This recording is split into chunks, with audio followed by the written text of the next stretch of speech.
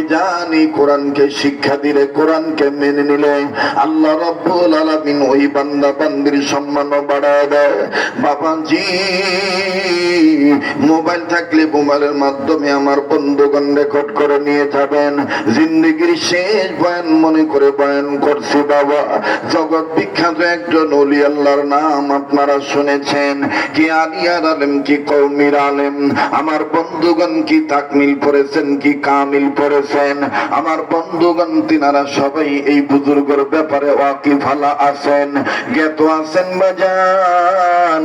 আমি ওনার নামটা আপনাদের জানিয়ে দিতেছি, ওনার জীবনের মধ্যে পাওয়া যায়। আরে বন্ধু, জমিনের উপরে আসমানের নিচে যতগুলো ফকিরগণ ছিলেন, উম্মতের উলামায়ে কেরাম ছিলেন, আমার বন্ধুগণ তিনার নামটা স্বর্ণালী অক্ষরে ইতিহাসের পাতায় লিপিবদ্ধ হয়ে থাকবে কিয়ামত পর্যন্ত।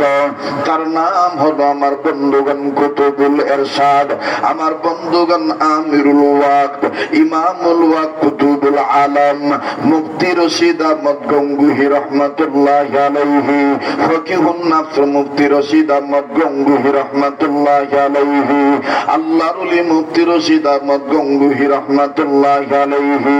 আরে বাবাজি, উনি ওনার 5-7 জন শাগির্দদেরকে নিয়ে আমার বন্ধুগণ নির্ধারিত একটা এলাকায় সফরের জন্য বের হয়েছেন। অনুরোধ করে বলবো বাজান, এদিক সেদিক তাকাবেন না, নজর দিবেন না। দোকানদার দোকানে বসে বয়ানখানা শুনবেন, বাড়িওয়ালারা বাড়িতে বসে বয়ানখানা শুনবেন। দেখেন তো দেখে দিলটা নরম হয় কিনা, এক ফোঁটা চোখের পানি আপনি আমি ফালাইতে পারি কিনা। কোরআনের হামিলের সম্মান দেখেন, কোরআনুল কারীমকে মানবি। আল্লাহ রাব্বুল আমিন দেখেন বান্দাকে যে অসাধারণ ইজ্জত দেয়, এর বাস্তব প্রমাণ হলো মুফতি রশিদ আহমদ গঙ্গুহি রহমাতুল্লাহি আলাইহি 5-7 জন আলেমদেরকে নিয়ে আমার বন্ধুগণ, আমার বাবাজিরা নির্ধারিত একজন শাগির্দের বাড়িতে যাবেন। আমার ভাইরা, নামাজের সময় হয়ে গিয়েছে, নামাজ পড়বেন। মুফতি রশিদ আহমদ গঙ্গুহি ডাক দিয়ে বললেন, আজান এখনো দেয় নাই, চলো না আমাদের প্রস্তুতি অমুকের বাড়িতে নিয়ে অমুকের বাড়িতে যায় নেই। আমরা অমুকের বাড়িতে যাই, আমরা অমুকের বাড়িতে যে জামাতে নামাজ আদায় করব। এই সিদ্ধান্ত যখন সর্বগৃহীত হয়ে গেল, আমার বন্ধুগণ 5-7 জন আলেমদেরকে নিয়ে মুফতি রশিদ আহমদ গঙ্গুহি রহমাতুল্লাহি আলাইহি উনি চলে গেলেন আমার বন্ধুগণ একজন শাগির্দের বাড়িতে। মুফতি রশিদ আহমদ গঙ্গুহি রহমাতুল্লাহি আলাইহি বাড়িওয়ালা দেখার পরে বসা ছিলেন বাজান, উনি দাঁড়িয়ে গেলেন, দাঁড়ায় ডাক দিয়ে বললেন, ওস্তাদ জি আলহামদুলিল্লাহ, আপনি আমার না জানে আপনি আমার বাড়িতে আসলেন গো হযরত। হযরত, কেমন জানি আমি শর্মিন্দা হয়ে গেলাম, আমি শরমের মধ্যে পড়ে গেলাম, আমার লজ্জা লাগতেছে। এই গরিবের বাড়িতে আপনি 5-7 জন শাগির্দ নিয়ে আসলেন। ওগো ওস্তাদ জি, আপনি আমাকে একটু এতলা দিলেই তো পারতেন।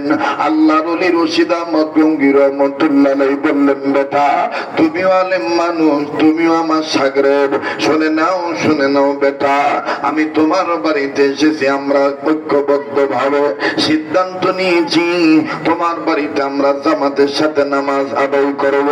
বাজান লক্ষ্য করে কথাটা শোনা দরকার। আল্লাহর ওলির খাদেম, আল্লাহর ওলির শাগির্দ ছাত্র ডেকে ডেকে বলতেছেন, হযরত জি উস্তাদ জি মাফ কিজিয়ে, এই যে আমি ব্যাগ নিলাম, আপনাদের প্রস্তুতি গ্রহণ করেন, আমি বাজারে যাব, বাজারে যে আপনাদের জন্য বাজার করব, মেহমানদারি গ্রহণ করবেন। কেননা নবীর সুন্নাত হলো মেহমানকে ইজ্জত করা। রশিদ আহমদ গঙ্গুহি রহমাতুল্লাহি আলাইহি বললেন, বেটারে না বাজার করার প্রয়োজন নাই, বেটারে তুমি শুধু আমাকে 1 লোটা পানি দিয়ে দাও, আমি পানি দ্বারা ওযু করে প্রস্তুতি গ্রহণ করব। ভাইজান, এইবার বাড়িওয়ালা 1 বদনা পানি এনে দিল। পানি যাহা মাত্র এনে দিল বাবা, পানি দ্বারা যখন রশিদ আহমদ গঙ্গুহি ওযু বানানো শুরু করলেন গো। 5-7 জন আলেম রশিদ আহমদ গঙ্গুহির চতুর্দিকে দাঁড়ায় থাকলেন। উস্তাদজি কেমনে ওযু করে এই ওযু খানা আমরা দেখব, যেমন আমার পরে এশার পরে বয়ান